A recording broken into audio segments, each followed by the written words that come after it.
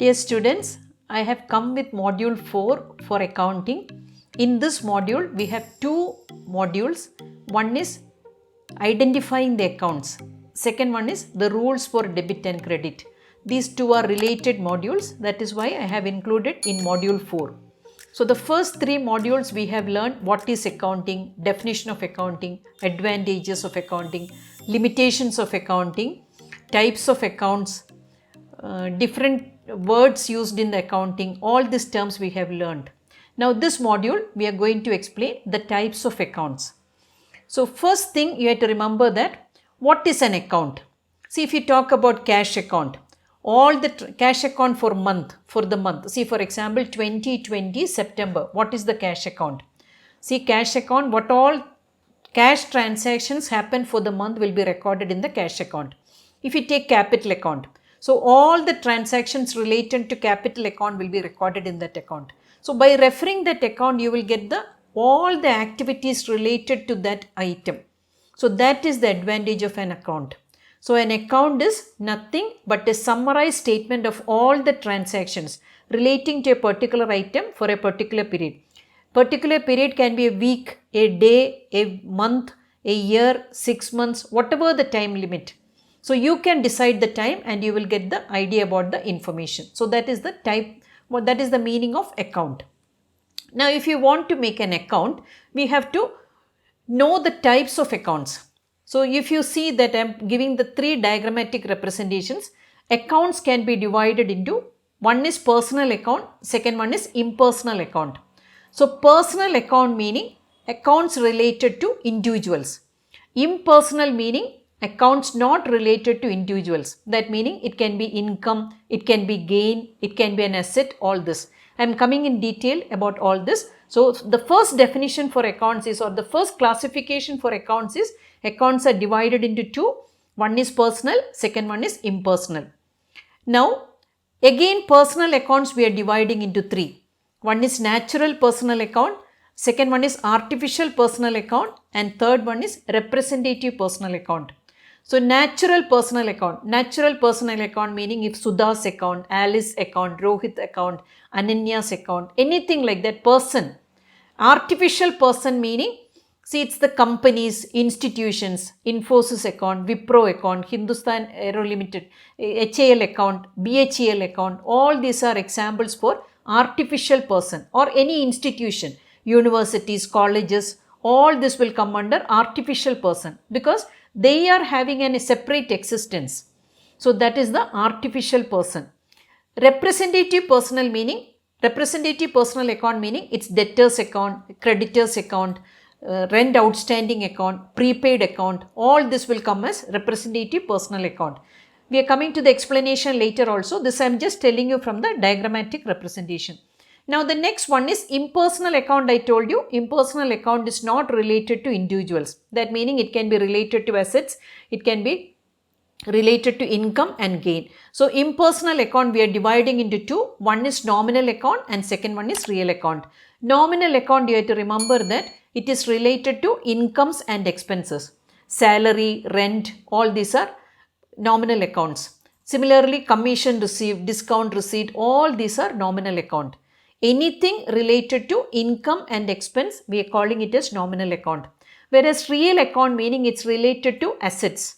So assets we can divide into intangible assets or tangible assets. So intangible meaning patents, copyrights, trademarks, we cannot see that. That's created over the years, or somebody's invention. It has got a value, that is intangible. So intangible real account is there, and tangible real account is there. Tangible real account meaning which you can see and touch. See, for example, vehicles can be touched, land you can see, buildings you can see, all these are tangible real accounts. Now again I am coming to the explanation, personal account. So personal account, you have to remember that personal accounts are either directly or indirectly related to individuals, companies, firms, or organizations are known as personal account. So I told you three types of personal accounts are there. Natural personal account, anyone related to the individual names of the persons. So that is the Natural personal account, an individual, then it will be it can be anybody. Murthy's account or Das account or anybody, an individual, it's natural personal account. Second one is artificial personal, meaning institutions and companies. I told you any company, HAL, BHEL, Wipro, Infosys, any company, Oracle, if you take anything, it can be artificial personal account. Third one is representative personal account. I told you debtors account, creditors account, all that. So now again I am giving the explanation. Natural persons relate to natural persons such as Rohit's account, Ananya's account, Uday's account, all this. Then artificial personal account related to companies and institutions. Why I am again and again I am stressing this? These are the basic things you have to remember. This is how you can relate to the accounts. Identifying the accounts if you want to make a journal entry. Identifying the accounts if you want to make a rule for rule debit and credit. So this is very, very important. That is why again and again I am stressing this. So artificial personal accounts related to institutions and colleges, universities, all this. Representative personal accounts, I told you, debtors account, creditors account, prepaid account, all this. Then impersonal accounts. Impersonal account, the first thing you have to remember, it's not related to individuals. So these are divided into two again. One is nominal account and real account. Nominal account, I told you, it's related to incomes and expenses. Whereas real account, it's related to assets. So now real account we are again explaining. Real accounts are classifying into two. One is tangible real account and second one is intangible real account. So tangible real accounts are those accounts which are concerned with that really exist. You can see and touch those items. See, for example, land, building, assets, anything like that, you can see that and you can touch that item. So that is tangible real account. Whereas intangible account you have to remember that you cannot see that. You can only see that patents, copyrights, goodwill of Tata institutions which they have earned over the years, or goodwill of IT companies which they have earned over the years, or patents or trademarks, royalty. All these are intangible real account. The nominal accounts we are relating to incomes and gains. Now one problem we are going to do, so that is identifying the accounts. So classify the accounts. The question is classifying the accounts into personal, real and nominal accounts. 10 items I have given. So first one is furniture account. So furniture account meaning you have to remember that it's a real account because it's an asset. Second one is stationery expenses. See, it's an expense. That meaning it's a nominal account because nominal accounts relate to incomes and gains. Next one is building. Building is an asset. You can see that, you can touch that. So it's a real account, tangible real account. Salaries. Salary is an expense. So salary is a nominal account. Mount Carmel College account. It's a personal account. That is an institution. Next is interest account. Interest account is a nominal account. Whether it is interest received or interest paid, it's a nominal account because it can be an income or it can be a gain. Next item is discount allowed account. It's an expense, so it's a nominal account.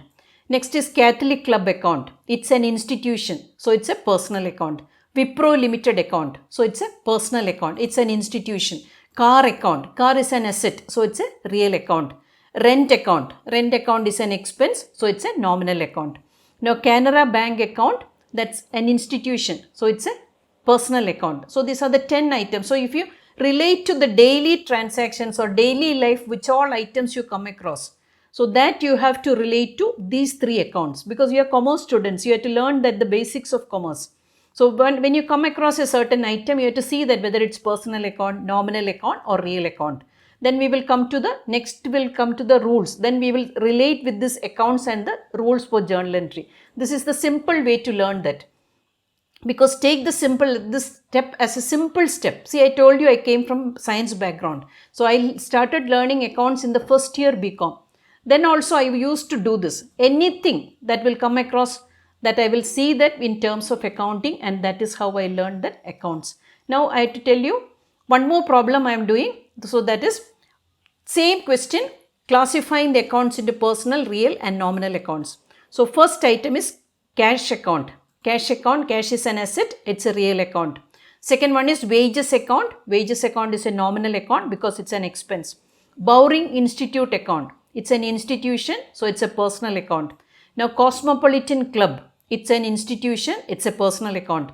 Rent account. Rent is an expense, it's a nominal account. Capital account. Capital, it's a personal account. Capital brought in by a person, so it's a personal account. Drawings account, it relates to a person, so it's a personal account. Interest account, it's an expense, it's a nominal account. Trademarks account, it's an asset, so it's a real account. Dividend account, dividend is an expense, so it's a nominal account. Dividend can be an expense, or if it's an expense for the paying institution, and dividend when we are receiving, it's an income for us. So whether it's an income or expense, it's a nominal account. Now land account. Land account, land is an asset. You can see that, you can touch that, it's a real account. Goodwill. Goodwill is an asset, so it's a real account. Goodwill, we cannot see that, but the reputation earned over the years. So that's a goodwill. So that's an asset, it's a real account. Patents. Patents is an asset. So that is again a real account. Bad debts, it's an expense, it's a nominal account. Discount allowed. Discount allowed is a nominal account because discount allowed is an expense. Bank account is a personal account. We have to remember that bank account, see cash account we are taking it as a real account. Bank account we are opening in the name of a person or an institution. So it's a personal account. Please remember that bank is not a real account. Then interest received. It's an income for us. So it's a nominal account. Discount received. It's an income. So it's a nominal account. Punjab National Bank account. It's an institution. So it will be a personal account. Then Ayush Das account. It's a name of a person. So it's a personal account. And 2 points I want to explain from this. 2 important points. The first point I already told you, bank account is a personal account because bank account is opened in the name of a person or an institution. It's not a real account, whereas cash is a real account.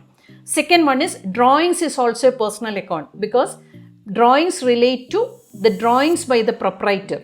So that is also a personal account. So you have to remember these 2 points, and what I have done is I have given 2 more extra questions, and that with the questions and the solutions I have given in the description box.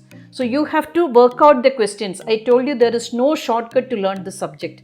See how I learned, how I mastered this subject, I am telling you. So what all come across in your daily life, you try to relate to these 3 accounts, whether it's personal, nominal and real.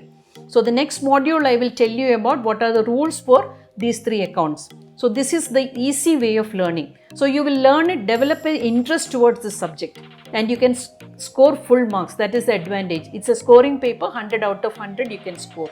So it's your hard work and your interest you develop in the study, in the subject. That's more important.